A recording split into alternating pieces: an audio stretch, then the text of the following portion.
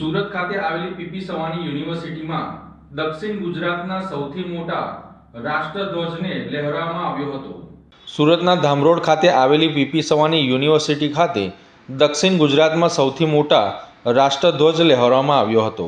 નાયબ મુખ્યમંત્રીએ 45 મીટરના ઊંચા રાષ્ટ્રધ્વજને લહેરાવ્યો હતો। પ્રજાસત્તાક દિન પૂર્વે રાષ્ટ્રધ્વજ ફરકાવ્યો હતો। કાર્યક્રમમાં એન્ટી ટેરરિસ્ટ ફ્રન્ટના ચેરમેન અને માજી મંત્રી બીટાસિંહ, મંત્રી ઈશ્વરસિંહ પટેલ, ધારાસભ્ય ગણપતસિંહ વસાવા, ધારાસભ્ય મુકેશ પટેલ સહિતના આગેવાનો હાજર રહ્યા હતા। પીપી સવાણી યુનિવર્સિટી ખાતે દેશભરમાંથી વિદ્યાર્થીઓ અભ્યાસ માટે આવે છે।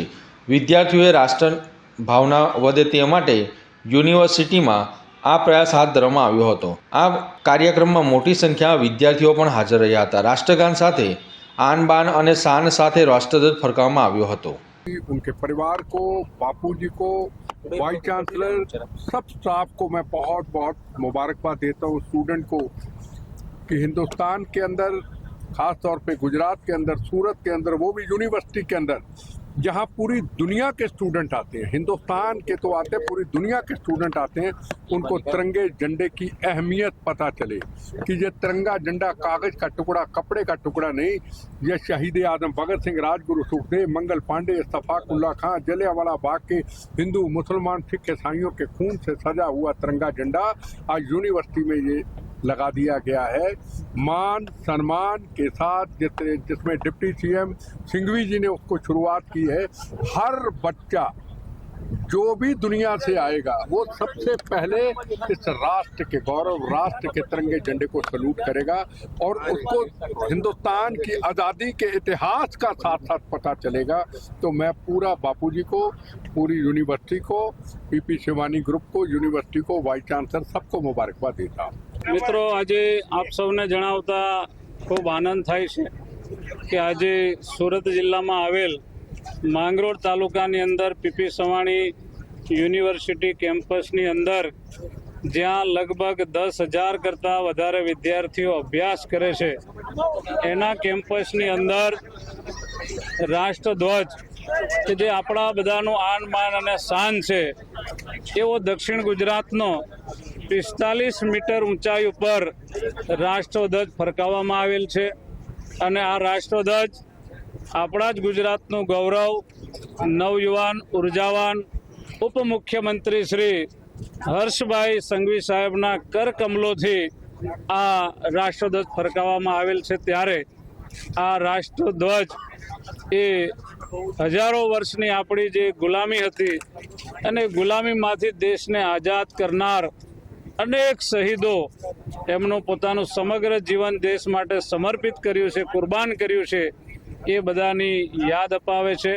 ત્યારે આવું રાષ્ટ્રભક્તિનું કામ કરનાર પીપી સવાણી યુનિવર્સિટીના અમારા તમામ સંચાલકોને આજના તબક્કે હું ખૂબ ખૂબ અભિનંદન આપું છું, શુભકામનાઓ પાઠવું છું। નમસ્કાર, હું doctor Parag Sanghani, vice chancellor PP Savani university.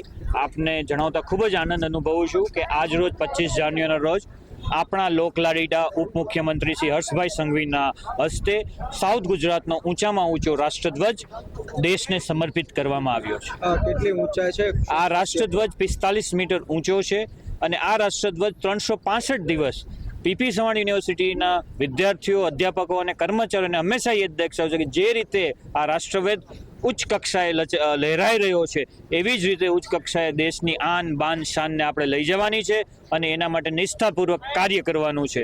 સમગ્ર દૂષણોથી આજે જ જે ઉપમુખ્યમંત્રીએ કીધું કે સમગ્ર દૂષણોથી મુક્ત થવા માટે આ રાષ્ટ્રધ્વજ યુવાનોને પ્રેરણા આપશે અને દેશને વિકસિત ભારત 2047માં બનાવવા માટે પ્રેરણાદાયી બનતો રહેશે। આજે સુરત જિલ્લાના મોહવેજ ખાતે ગુજરાત સરકારના ડેપ્યુટી સીએમ આદરણીય મુરબ્બી હર્ષભાઈ સંઘવીજીના વરદ હસ્તે પીપી સવાણી કેમ્પસમાં 45 મીટર ઊંચો દક્ષિણ ગુજરાતમાં સૌથી ઊંચો રાષ્ટ્રીય ધ્વજ આજે ફરકાવવામાં આવ્યો છે અને આ એવા સમયે ફરકાવવામાં આવ્યો છે કે આવતીકાલે 26મી જાન્યુઆરી પ્રજાસત્તાક દિવસ છે અને તારીખ પણ 26/1/26 અને આવો અદ્ભુત સંજોગ 76 વર્ષમાં એક વખત આવે છે, ત્યારે આવા અદ્ભુત સંજોગવાળા પ્રજાસત્તાક દિવસના આગલા દિવસે અહીંયા આ રીતે જે પીપી સવાણી યુનિવર્સિટીએ